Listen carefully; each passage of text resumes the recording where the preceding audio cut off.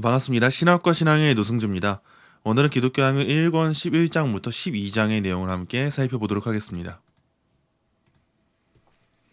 칼빈은 기독교양의 1권 11장부터 12장의 내용을 통해서 우상 숭배를 금하시는 하나님에 대하여 다룹니다. 오늘은 이 내용에 대해서 함께 살펴보도록 하겠습니다. 하나님에 대한 지식은 성경에 더 선명하게 기록되어 있으면서 이는 곧 하나님을 바르게 예배한다는 것이 성경에 계시된 하나님을 하나님께서 계시하신 방법대로 예배하는 것임을 의미하죠. 그래서 칼빈은 기독교양의 1권 11장 1절에서 이렇게 말을 합니다. 참으로 성경은 사람들의 무식하고 거친 천품을 고려하여 통상 일반 사람들에게 말하듯이 하는 바 참 하나님을 거짓 신들과 분별함에 있어 그를 우상들과 현저히 대조시킨다.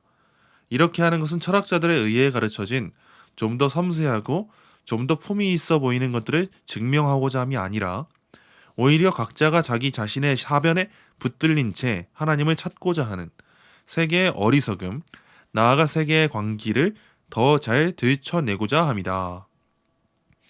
칼빈의 말처럼 이 성경은요, 참 하나님을 거짓 신들과 분별함에 있어서 하나님을 우상들과 현저하게 대조시킵니다. 성경은 하나님과 우상을 현저히 대조시킴으로 세계의 광기, 이 어리석음을 드러내는 거예요. 그게 얼마나 그릇된지를 말입니다.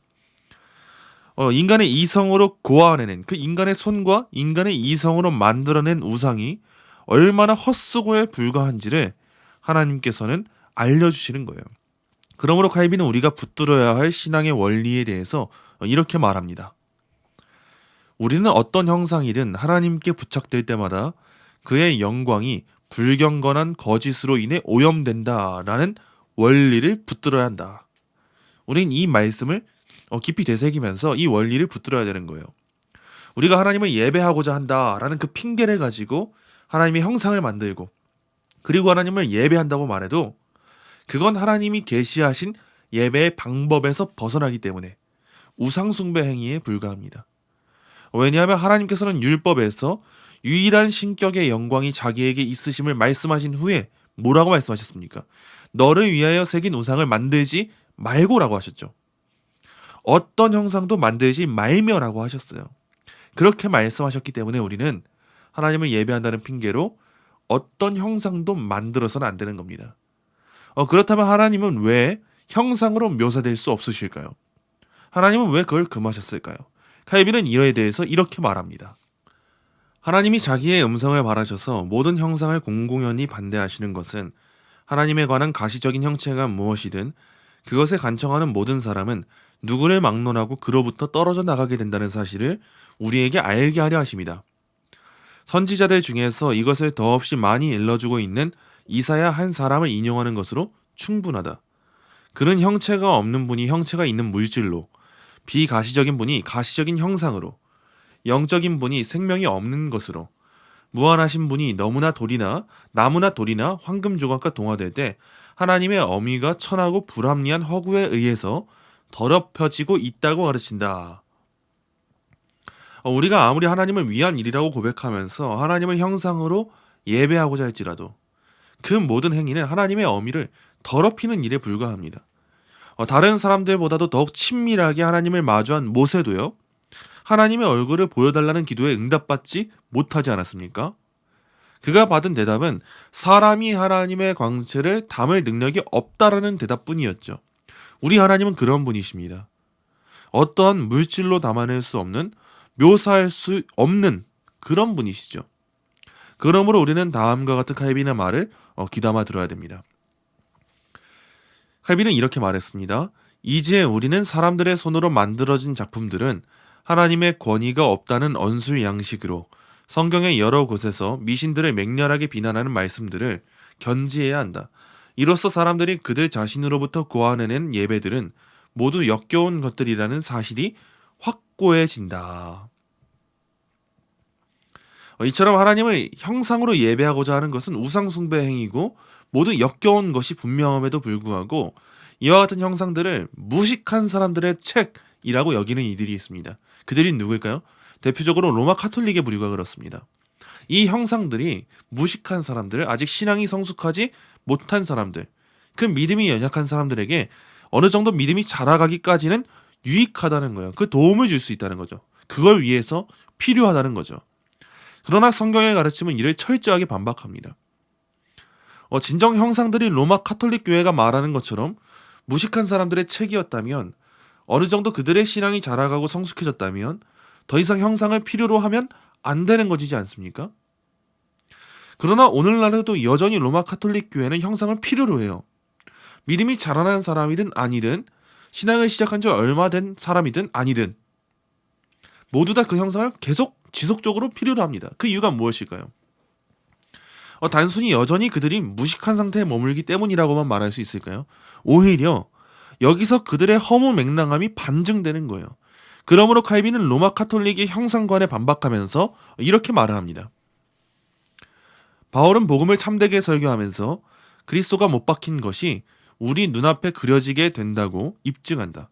그러므로 그리스도가 죽으신 것은 십자가에서 우리의 저주를 참으시고 자기 몸을 희생제물로 드려 우리의 죄들을 속해 주시고 그것들을 자기의 피로 씻어 주시며 끝내 우리를 하나님 아버지와 화목하게 하시기 위함이라는 사실에 대해서 우리가 순수하고 충실한 가르침을 받아 새기게 되었더라면 수많은 십자가들이 나무나 돌이나 은이나 금으로 만들어져 교회 여기저기에 세워져야 했을 필요가 있었겠는가?